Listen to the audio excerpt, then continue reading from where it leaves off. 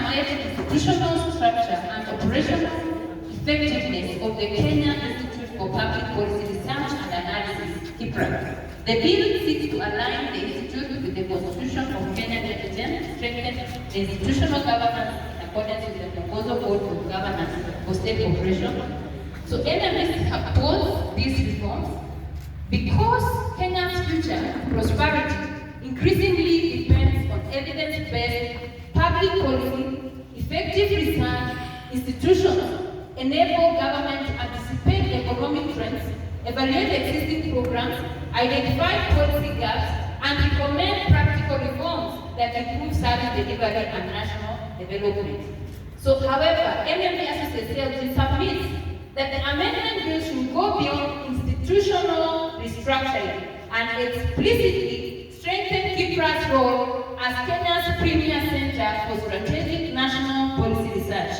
The institute should become the principal knowledge partner for the national government, county governments, parliament, constitutional commissions, dependent offices, public benefit organizations, universities, research institutes, community organizations, and development partners. So, where it affects us the more as people who advocate for the justice, I'm just going to summarize that.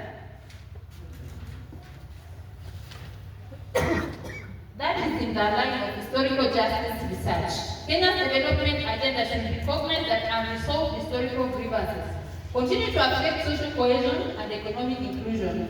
So, as an organization, we recommend that KIPRA establish a historical justice research program to generate evidence on land dispossession, colonial era injustices, forced displacement, historical inequalities, community restitution and resettlement, heritage preservation, reconciliation initiatives.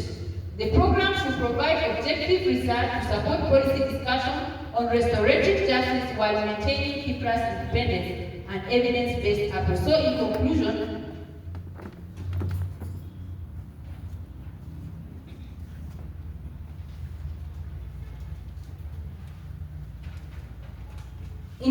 we submit this memorandum to support the KIPRA's role in national policy research, evidence-based policy making and development planning under the KIPRA Amendment Bill 2026. We know that stronger government in KIPRA partnership should work closely with all government ministries, departments, and state agencies, so that research directly addresses the challenges facing each sector and informs government in decision making.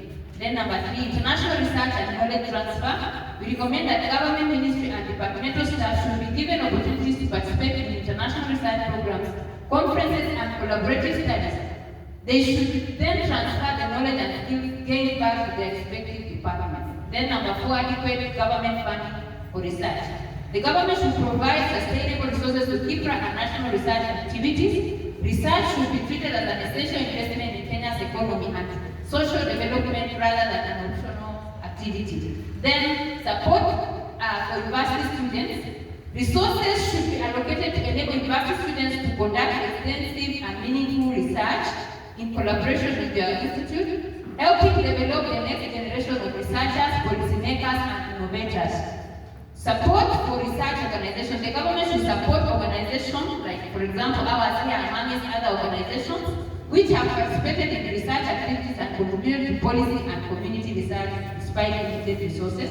Then research at county and community level. Research should not remain concentrated at national level. KIPRA should strengthen county level, village level, and community-based research so that policies reflect the actual experiences and needs of ordinary Kenyans. In conclusion, partnership, historical and land research. Research should also document historical issues, including land injustices and other historical injustices of different counties, so that government decisions can be based on credible historical evidence. Then digital transformation and research access. KIPRA should embrace modern technology and digital research systems to make research findings more accessible to government institutions, researchers, students, and the public. So our key message for the presentation is Kenya cannot achieve sustainable development without investing in research and knowledge. KIPRA should become a stronger bridge between research, government institutions, universities, communities, and international partners. The government should adequately fund research, empower ministry staff, university students to participate in research and support organizations like MMS Sociology that contribute to research and evidence-based development. This memorandum calls for a stronger, better funded and more inclusive KIPRA, one that connects government and the communities, research organizations and international partners, while ensuring that research directly contributes to Kenya's development and better public policy as we head to Vision Beyond 2030. Thank you so much for the opportunity. Allow us to kindly submit our written memorandum because of the limited time we cannot read everything. So we kindly allow request the administrators to come and receive the written memorandum. Thank you.